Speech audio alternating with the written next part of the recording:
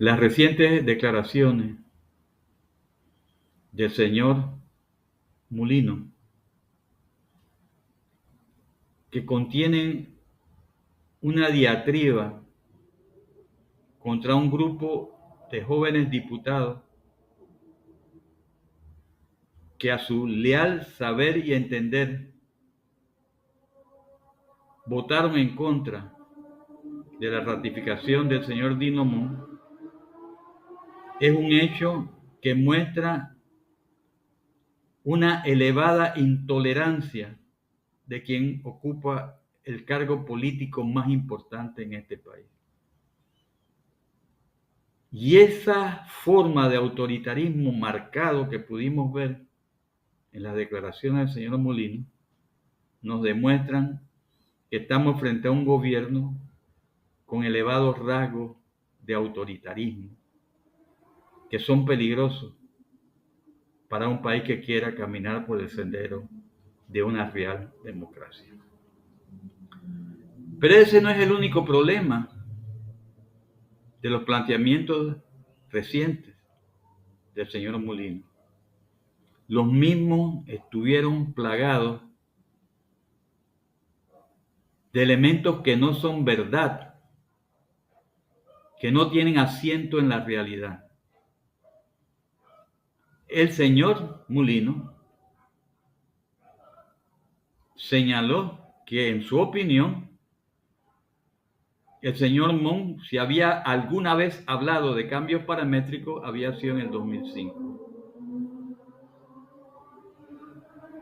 Todos los panameños sabemos que en el programa de la señora Cabral, cuando entrevistaba al señor Mon, él mismo declaró hace muy poco tiempo que las medidas paramétricas eran prácticamente inminentes. Es decir, que aquí había que pensar en elevar la edad de jubilación, en elevar el costo de la cuota que el obrero tiene que poner mes a mes para optar por una pensión, agrandar el tiempo en que tiene que cotizar por más años y reducir el cálculo de la pensión, el monto a recibir de la pensión de los que se van a pensionar por primera vez. Pero llegó, y cualquiera puede ver ese programa, cuando él le contesta, el señor Mon le contesta a Sabrina Cabral que es posible que haya que reducir las pensiones de quienes ya están pensionados entre un 40 y un 50%. Entonces, no es cierto que el señor Mon hablaba antes de medidas paramétricas y ahora no habla de medidas paramétricas. Este país necesita la verdad y no que se oculte los hechos que están sobre el tapete. Pero esto va más allá. El señor Molino ha señalado que, en su opinión, que es la suya, que los que nos oponemos a las medidas paramétricas no tenemos propuesta. Y sí que la tenemos. Quizá le molesta a alguien que quiera hacer un gobierno puramente de empresa privada, pero que son posibles medidas reales. Empecemos por la primera. Según la información de la Dirección General de Ingresos, en su último boletín sobre los impuestos señala que en el 2022, último año para el cual existen cifras, el sector empresarial, señor Molino, generaba a este país una evasión fiscal, o sea, se quedaban con impuestos del pueblo panameño por un monto de 7.800 millones de balboas. Eso es corrupción, señor Molino. Entonces usted tiene que darle la orden a su ministro de Economía y Finanzas, que es el jefe precisamente de la DGI, que se lance una campaña dura, fuerte, haciendo cumplir la ley, porque a usted le toca cumplir la ley, usted es un funcionario público, de empezar a recoger esos fondos que se pierden por la evasión. Y empezamos a encontrar soluciones para la Caja del Seguro Social, para la salud y para la educación.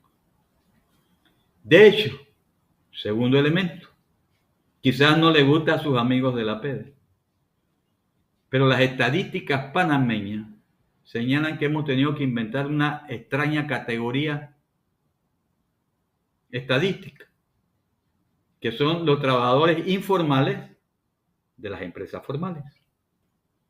Son trabajadores formales en empresas formales, pero son informales porque sus empleadores probablemente les retienen la cuota, pero ni siquiera los inscriben en el Seguro Social. Eso es un delito, señor presidente. Un delito penal.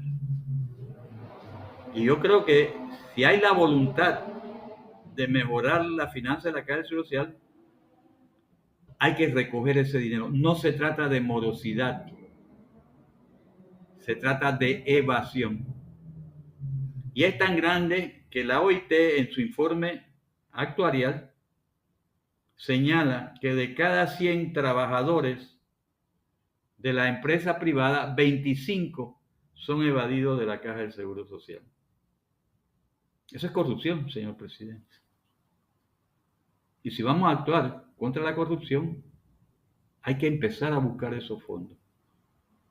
Tercer elemento. Quizás no le gusta a alguno, pero es la realidad, es la verdad. Son fondos que se pueden recuperar.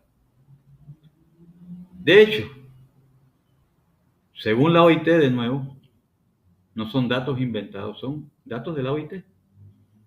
Los fondos de la Caja del Seguro Social logran una tasa de rendimiento anual de apenas 4%. Fondos que están en bancos privados, fondos que están en bancos del Estado. Sin embargo, cuando uno ve, la tasa de ganancia de los bancos es de 8%. Entonces es fácil hacerse rico usando la plata de los asegurados a un 4% y sacando una ganancia del 8%. Eso es corrupción, señor Molina. Una forma de corrupción. Además, tenemos que ver qué vamos a hacer con los que podemos llamar que son informales puros. En muchos países han encontrado la solución, señor Molina.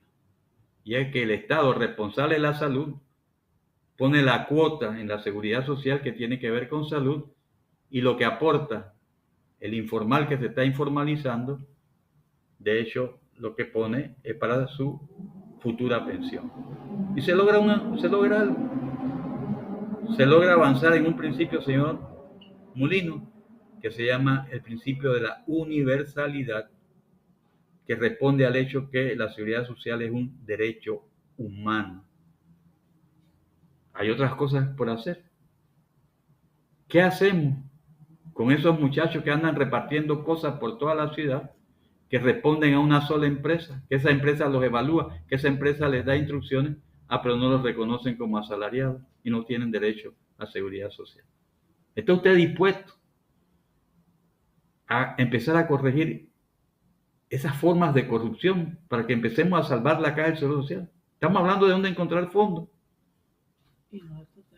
Nosotros, yo quisiera aquí señalarle lo siguiente. Aquí yo hice un cálculo, hicimos un aparato, una herramienta, como le llaman, y resulta ser que reduciendo en 1.5 o 2% la evasión tributaria, eliminando esa idea aberrante de que en este país puede haber trabajadores informales en las empresas formales, elevando en aproximadamente 2 puntos porcentuales la renta, 2 o 2.5 porcentuales los rendimientos de la Caja del Seguro Social, empezando a que algunos informales empiecen a formalizarse, Los resultados financieros son importantes, señor Molino, a tal extremo que los 14.000 millones de balboas en los próximos 10 años, de los cuales habla la Junta Técnica Actuarial, se resuelven. E incluso quedan fondos para volver a hacer lo que éramos, un modelo de beneficio definido con capitalización parcial. Creo que lo importante, y yo aquí lanzo un reto a la empresa privada, que hagamos un debate público abierto entre las medidas de la empresa privada y las medidas que nosotros como técnicos podamos hacer para que la población se entere, para que hagamos una batalla de ideas, para ver cómo van a poder demostrar ellos que tienen que seguir sacrificando a la población para beneficiarse cuando hay medidas financieras que pueden resolver el problema. Yo alerto al país, frente a un gobierno con rasgos autoritarios, necesitamos conciencia, necesitamos organización y necesitamos movilización.